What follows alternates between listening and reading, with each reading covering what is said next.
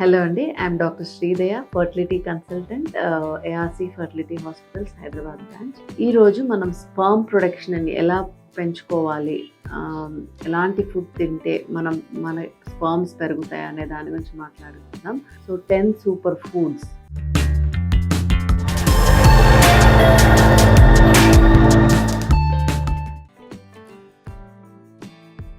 ఫస్ట్‌కి వస్తే వాల్నట్‌ని అక్రోట్ కూడా అంటారు. దీంట్లో ఒమేగా 3 ఫ్యాటీ యాసిడ్స్ చాలా రిచ్‌గా ఉంటాయి.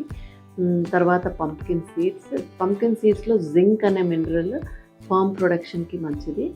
తర్వాత బనానాలో బ్రోమిలిన్ అనే సబ్స్టెన్స్ ఈజ్ ఇంపార్టెంట్, స్పర్మ్ ప్రొడక్షన్‌ని చాలా పెంచుతుంది. తర్వాత లీఫీ వెజిటేబుల్స్ లైక్ పాలకూర, తోటకూర, వీటిలో కూడా బి కాంప్లెక్స్ అనే సబ్స్టెన్సెస్ చాలా ఉంటాయి, which is important for sperm production. తర్వాత డార్క్ చాక్లెట్, దీంట్లో ఆర్జినిన్ అనే సబ్స్టెన్స్ ఉంటుంది, ఇది బ్లడ్ ఫ్లోని ఇంక్రీజ్ చేస్తుంటుంది. తర్వాత ఎగ్స్లో ప్రోటీన్ ఎక్కువగా ఉంటుంది.